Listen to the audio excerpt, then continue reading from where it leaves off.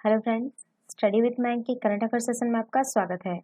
ये current affair SSC, banking, railway, state PCS, CDS, CPF, NDA और other competitive exam आदि में सहायक होंगे। आज की डेट है 3 सितंबर 2021। तो चलिए आज का करंट अफेयर शुरू करते हैं। आज का पहला प्रश्न है, केंद्रीय प्रत्यक्ष कर बोर्ड का नया चेयरमैन किसे नियुक्त किया गया है? Option A JB Mahapatra, option B Pankaj Kumar, option C Anil Kumar, option D Mohan Agarwal. देखिए, भारतीय राजस्व सेवा के वरिष्ठ अधिकारी जेबी महापात्रा को केंद्रीय प्रत्यक्ष बोर्ड का चेयरमैन नियुक्त किया गया है। जेबी महापात्रा 1985 बैच के IRS अधिकारी हैं।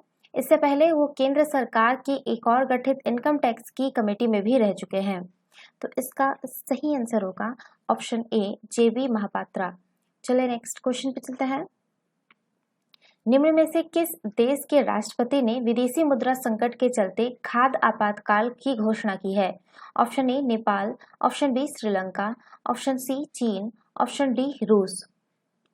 देखिए, श्रीलंका के राष्ट्रपति गोटाबाया राजपक्षे ने देश में आर्थिक आपातकाल की घोषणा की है। देश की मुद्रा के मूल्य में भारी गिरावट के कारण खाद्य कीमतों में तेजी आने के बाद बढ़ती मुद्रास्फीति को रोकने के लिए श्रीलंकाई राष्ट्रपति ने यह कदम उठाया है।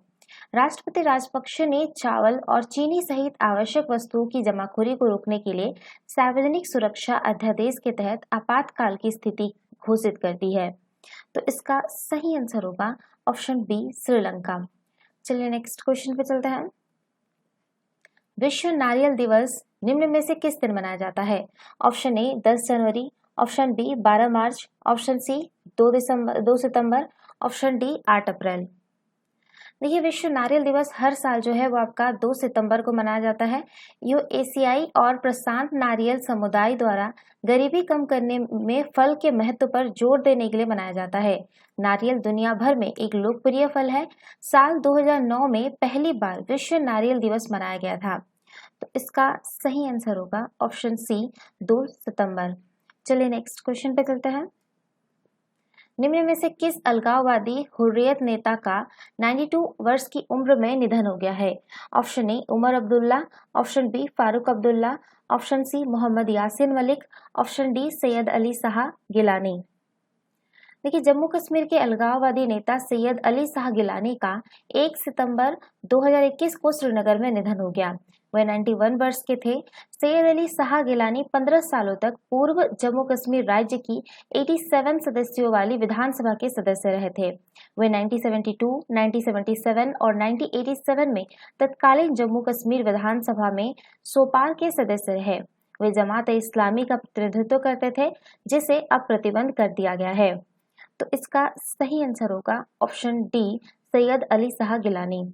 चलिए नेक्स्ट क्वेश्चन पे चलते हैं। हाल ही में चर्चा में रहा दार्जिलिंग हिमालयन रेलवे के संदर्भ में निम्न में से कौन सा कथन सही है? कथन एक है आपका, दार्जिलिंग हिमालय रेलवे का निर्माण ब्रिटिश काल में वर्ष 1879 और 1881 के बीच किया गया था। कथन 2 है, यह असम में हिमालय की तलहटी में स्थित है। कथन 3, इसे वर्ष 1999 में यूनेस्को की संयुक्त राष्ट्र शैक्षणिक, वैज्ञानिक और सांस्कृतिक संगठन की विश्व धरोहर स्थल घोषित किया गया था। तो इसमें आपको कौन सा कथन सही है ये चुनना है। तो ऑप्शन ए है आपका केवल 1, ऑप्शन बी 1 और 2, ऑप्शन सी है आपका 1 और 3, ऑप्शन डी 1, 2 और 3। देखिए, दार्जिलिंग हिमालय रेलवे का निर्माण जो है वो वर्ष 1879 और 1881 के बीच ब्रिटिश सरकार द्वारा किया गया था, ब्रिटिश काल में। यह जो है आपका पश्चिम बंगाल में हिमालयन की तलहटी में स्थित है, ना कि असम के हिमालयन की तलहटी में। यह पहाड़ी यात्री रेलवे का सबसे उत्कृष्ट उदाहरण है। इसका डिजाइन पहाड़ी इलाके में एक प्रभावी रेल लिंक स्थापित करने की समस्या के लिए साहसिक और सरल इंजीनियरिंग समाधान लागू करता है। इसे वर्ष 1999 में यूनेस्को की विश्व धरोहर स्थल घोषित किया गया था। विश्व धरोहर स्थल एक ऐसा स्थान होता है जिसे यूनेस्को द्वारा अपने विशेष सांस्कृतिक या भौतिक महत्व के लिए सूचीबद्ध किया जाता है। विश्व धरोहर स्थलों की सूची का रखरखाव यूनेस्को की विश्व धरोहर समिति द्वारा प्रशासित अंतर्राष्ट्रीय विश्व विरासत कार्यक्रम द्वारा किया जाता है। तो ये जो आपका कथन 1 है वो सही है। कथन दूसरा आपका गलत हो जाएगा क्योंकि असम नहीं, आपका पश्चिम बंगाल में हिमालयन की तलहटी में स्थित है। कथन 3 भी आपका सही है। तो इसमें आपका जो कथन कौन सा सही है बोला गया था, तो कथन 1 और 2 सही है, तो आंसर होगा ऑप्शन बी। चलिए नेक्स्ट क्वेश्चन पे चलते हैं। हाल ही में किस देश के चेंगडू शहर को यांगून के माध्यम से हिंद महासागर तक पहुंच प्रदान करने वाला एक नया समुद्री सड़क रेल लिंक शुरू किया गया है? Option A Nepal, option B चीन, option C Bhutan, option D Bangladesh. देखिए, हाल ही में चीन के चेंगडू शहर को यांगून यानी म्यांमार के माध्यम से हिंद महासागर तक पहुंच प्रदान करने वाला एक नया समुद्री सड़क रेल लिंक शुरू किया गया है। यह पश्चिमी चीन को हिंद महासागर से जोड़ने वाला पहला ट्रेड कॉरिडोर है।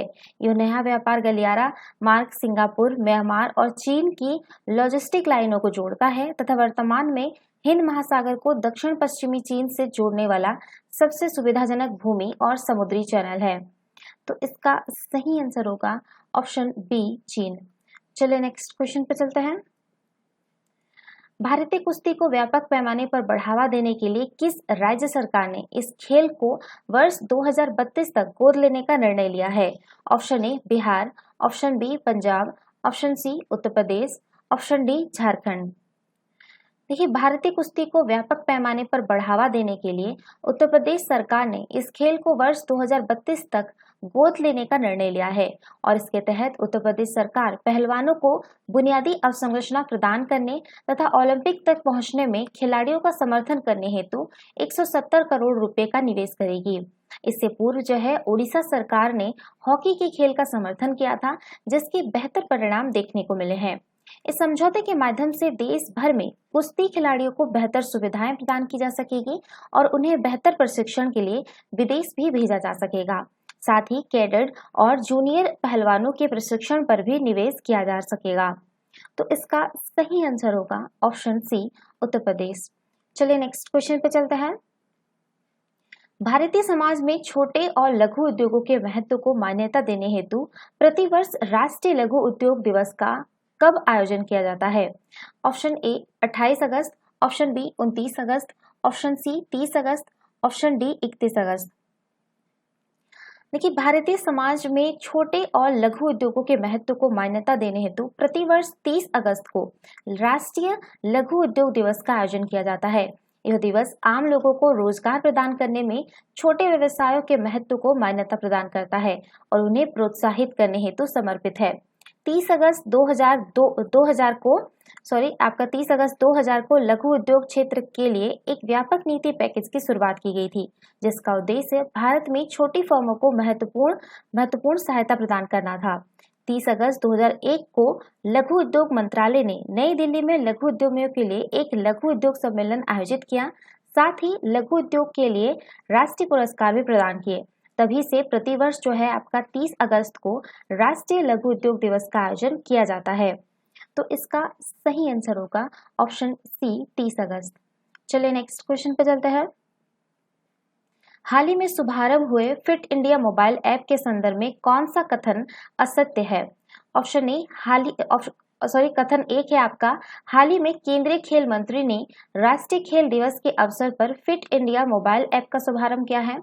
कथन 2, फिट इंडिया ऐप एंड्रॉयड और iOS दोनों प्लेटफॉर्म पर केवल हिंदी में निःशुल्क उपलब्ध है। और कथन 3 है, इस ऐप में फिटनेस स्कोर, एनिमेटेड वीडियो, गतिविधियां ट्रैकर्स और व्यक्तिगत विशिष्ट जरूरतों को पूरा करने संबंधी अनूठी विशेषताएं हैं। तो इसमें आपको चुनना है कि कौन सा कथन आपका असत्य है। ऑप्शन ए केवल 1, ऑप्शन बी केवल 2, ऑप्शन सी केवल 3, ऑप्शन डी इनमें से कोई नहीं। देखिए, हाल ही में जो है आपका केंद्रीय खेल मंत्री ने राष्ट्रीय खेल के अवसर पर फिट इंडिया मोबाइल ऐप का शुभारंभ किया है। फिट इंडिया ऐप एंड्रॉयड और iOS दोनों प्लेटफॉर्म पर अंग्रेजी और हिंदी में निःशुल्क उपलब्ध है। फिट इंडिया मोबाइल ऐप प्रत्येक भारतीय को मोबाइल के माध्यम से फिटनेस स्तर की जांच करने की सुविधा प्रदान करता है। इस ऐप में फिटनेस स्कोर, एनिमेटेड वीडियो, गतिविधि ट्रैकर्स और व्यक्तिगत विशिष्ट जरूरतों को पूरा करने संबंधी अनूठी विशेषताएं हैं।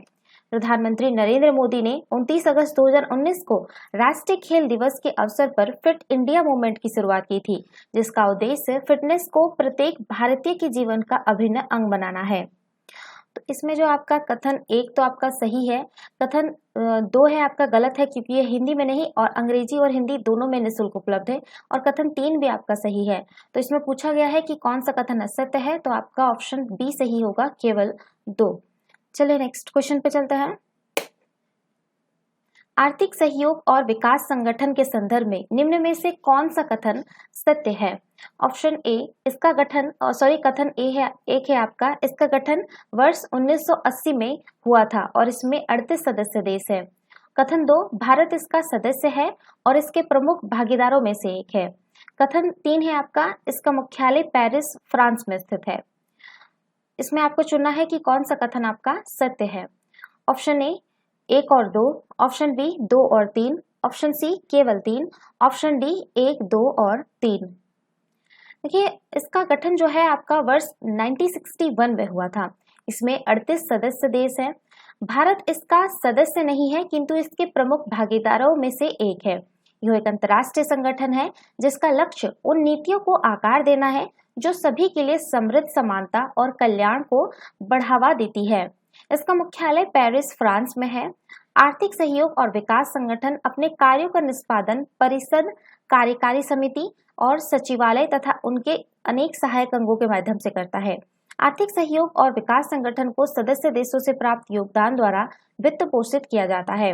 इसके आधिकारिक संस्थापक सदस्य के बारे में बात करें तो इसमें आपका Austria, Belgium, Canada, Denmark, France, पश्चिमी जर्मनी, यूनान, Iceland, Ireland, Italy, Luxembourg, Netherlands, Norway, पुर्तगाल, स्पेन, स्वीडन, स्विट्जरलैंड, तुर्की, यूनाइटेड किंगडम और संयुक्त राज्य अमेरिका है। तो इसमें आपका जो है कथन 1 तो गलत हो जाएगा क्योंकि ये आपका 1961 में इसका गठन हुआ था, ना कि आपका 1980 में। इसमें जो आपका दूसरा लाइन है इसमें जो 38 सदस्य ये सही है, और इसमें जो कथन 2 ये भी गलत होगा। भारत इसका सदस्य नहीं है लेकिन इसके प्रमुख भागीदारों में से एक है। और कथन 3 ही आपका इसमें सही है कि इसका मुख्यालय जो है वो पेरिस, फ्रांस में है। तो पूछा गया है कि कौन सा कथन सही है, तो केवल सी सही है, केवल 3। चलिए, तो ये थे आज के करंट अफेयर। वीडियो पसंद आए तो लाइक, शेयर और कमेंट करना ना भूलें। साथ ही साथ चैनल को सब्सक्राइब करना ना भूलें। Thanks for watching. Have a nice day. Take care.